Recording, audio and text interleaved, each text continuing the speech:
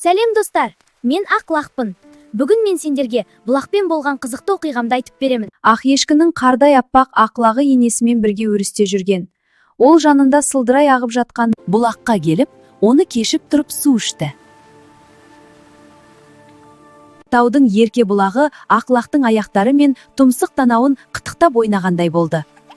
Ақлақ та оны жатырқаған жоқ. Жағада тұрған жүктей тасқа секіріп шығып, деп бұлақпен ашық жарқын әңгімелесе кетті. Сәлем бұлақ достарым. Сәлем Лақ. Қандай тамаша. Ақ бұлақ, сенің суың сондай тәтті, сап-салқын екен. Шөлім қанып, рақаттанып қалдым. Сен мұндай суды қайдан аласың? Жақсы лебізіңе рахмет Ақлақ. Мен суды кәдімгі бастаулардан аламын. Бастау деген немене ол? Бастау деген біздің басталатын көзіміз. Жер асты суының жер бетіне шығып жатқан жері. Сонда қалай болды өзі? Жердің астында да су бар ма? Охо, бар болғанда қандай?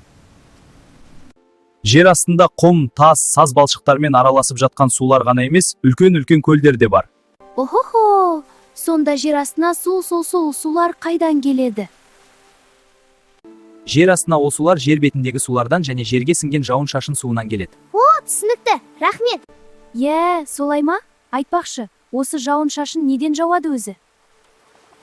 Жауын-шашын ба? Ол ана аспандағы бұлттан жауады. Бұл бұлттар неден пайда болады? Бұлт па, бұлт деген судың булануынан пайда болады. Соншама көп бу қайдан шығады? Ол өзен, көл, теңіз, мұхит суларынан және құрлық бетіндегі қар, мұз, өсімдік топырақтардан шығады. Олар неден буланады? Олар күн сәулесінің қызуынан буланады. Лақ қарашы судың бетінен бу көтеріліп жатыр. Ал енді содан пайда болған бұлт алыс жерлер мен тау бастарына қалай барады? Олар ондай жерлерге ауа ағысымен де жел айдапта бара береді. Ал енді сол бұлттардан жауын-шашын қалай жауады?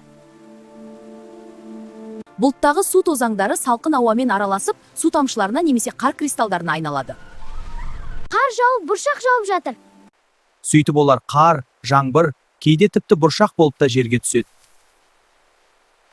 Ол жауған жауын-шашын суы қайда кетеді? Олардың бір бөлігі жер бетіндегі суларға қосылады. Бір бөлігі топырақ, өсімдіктер арқылы қайтадан буға айналады.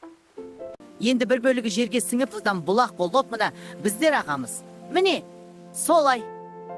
Ойпырмай, Ақбұлақ, сен мұның бәрін қайдан білесің? Менің атым бұлақ болғанымен затым су ғой. Бұл менің өз өмір жолым.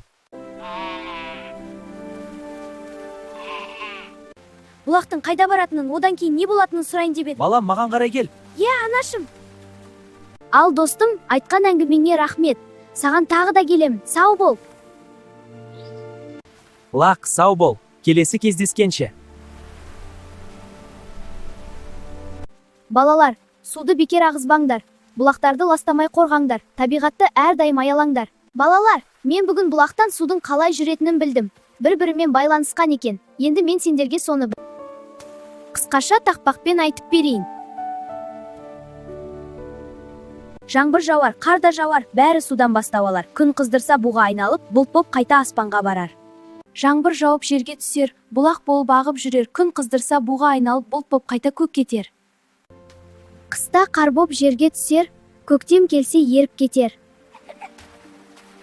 Жазда бұланып аспанға ұшып, күзде жаңбыр болып бізге келер. Достар, тағы да қызықты ертегілер тыңдағың келсе, арнама тіркеліп кетіңдер.